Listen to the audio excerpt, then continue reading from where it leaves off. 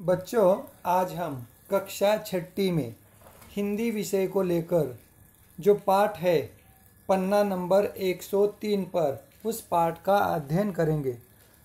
बच्चों, धूपकाले की छुट्टियों में हम मामा की गांव की ओर जाते हैं, चाचा चाची के यहाँ जाते हैं और वहाँ जाने के बाद खूब सारे मज़े करते हैं। स्कूल की छुट्टियों में हम खेत में जाते हैं, सफ़र के लिए जाते हैं, मामा मामी के गांव के यहाँ जाते हैं। उसी प्रकार कुछ बच्चे स्कूल को छुट्टी लगने के बाद घूमने गए थे अपने मामा के यहाँ। उस वक्त छुट्टियों में हम क्या करते? बगीचे में जाते हैं, खेत में जाते हैं और खूब सारे मज़े करते हैं। इसी प्रकार मामा के गांव को जाने के बाद इन बच्चों ने भी बहुत सारे मज़े किए थे। इसकी एक कहानी है। इस कहानी की जानकारी आज हम लेंगे। कहानी का नाम है आम की बगिया। पाठ क्रमांक 14, पन्ना नंबर 103। कहानी।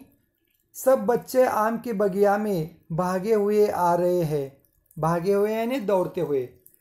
कल माली दादा ने सबको न्योता दिया था कि आम खाने बगिया में आना। माली दादा यानी जो बगिया की रखवाली करता है ना, उसे माली दादा कहा गया। न्योता यानी आमंत्रण, निमंत्रण दिया था। आज पूरे गांव के सभी बच्चे आम की उस हरी भरी बगिया में एकत्रित थे, यानी इकट्ठा हो गए थे। कोयल अपने मधुर संगीत से सबका दिल बहलाने लगी थी। बगीचे में जाने के बाद आम के पेड़ पर बैठी कोयल अपने मधुर संगीत से सबका दिल बहलाने लगी थी, प्रसन्न कर रही थी, आनंदित कर रही थी। कुहू कुहू आम के पेड़ झूम झूम कर इन नन्हे मुन्ने बच्चों का स्वागत कर रहे थे। आम के पेड़ भी झूम झूम कर बगीचे में आए नन्हे मुन्ने बच्चे का स्वागत कर रहे थे। फलों के बाहर से लदी डालियां झुक झुक कर मानो बच्चों के गले का हार बनना चाह रही थी। आम के पेड़ की जो डालियां थी ना, फलों के बाहर से इतने सारे फल आ गए थे कि फल से लदी डालियां झुक झुक कर मानो बच्चों का गले का हार बनना चाह रही थी। कुछ पेड़ों पर झूले भी पड़े थे, कुछ पेड़ों पर झूले भी लगाए गए थे। लड़कियां भला आज नहीं झूलेगी तो कब झूलेंगी? और आपको तो मालूम है लड़कियों को झूले का कितना बड़ा आकर्षण होता है। तो आज नहीं झूलेगी तो कब झूलेंगी? आगे, आज इस गांव का सबसे बड़ा उत्सव मनाया जा रहा था। उत्सव यानी पर्व, त्योहार, आनंद का मौका। आज इस गांव का सबसे बड़ा उत्सव मनाया जा रहा था। गांव का बच्चा बच्चा बगिया में उपस्थित था। गांव में के सभी बच्चे बगिया में उपस्थित थे। रंग बिरंगे और सुंदर वस्त्रों से सज्जित नहीं, अपितु पुराने कपड़ों में। और बच्चे पुराने कपड़ों में रंग बिरंगे कपड़े पहनकर आ गए थे।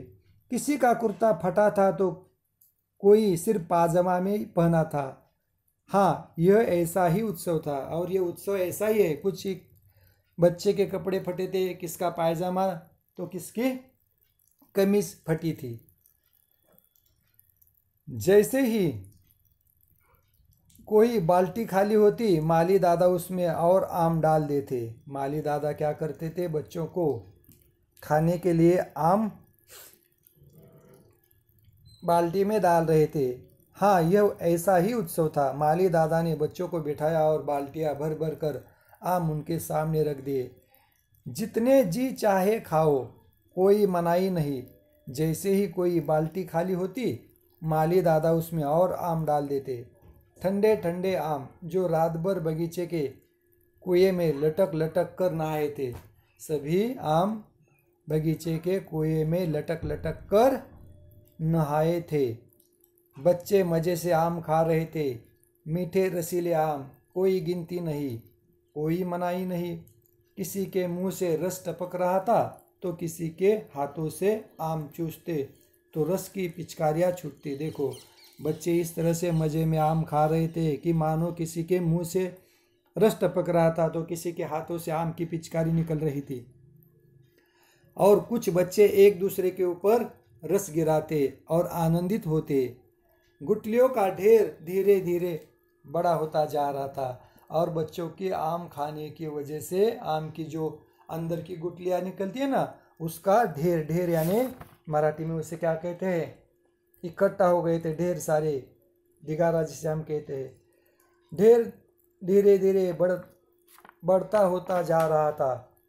पन्ना नंबर 104 पर माली दादा हंसते हुए कह रहे थे, खूब खाओ, जी भरकर खाओ, जितना चाहे खाओ, मेरे सन की दोस्त के बगिया के आम है। मेरा एक दोस्त है सन की उसके आम, उसके बगिए के आम है। सन की यानी पागल। जी भर के खूब खाओ, जी भरकर खाओ, जितना चाहे खाओ, मेरे सन की दोस्त की बगिया के आम।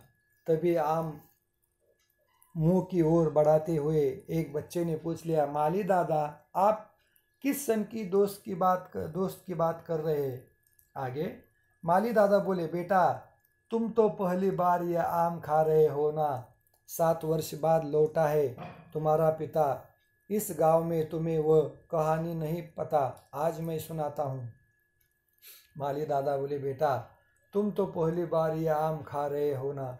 7 वर्ष बाद लौटा तुम्हारा पिता इस गांव में, तुम्हें वह कहानी नहीं पता, आज मैं सुनाता हूँ। आगे कुछ बड़े बूढ़े भी बच्चों के हर्ष उल्लास से आनंदित हो रहे थे। कुछ बड़े बूढ़े लोग भी अपने से उल्लासित हो रहे थे।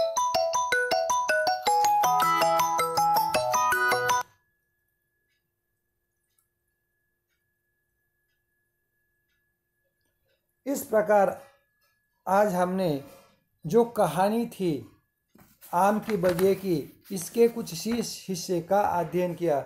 बाकी की जानकारी हम क्या करेंगे, आगे की ताशिका के समय करेंगे। यहाँ पर रुकते हैं हम। धन्यवाद।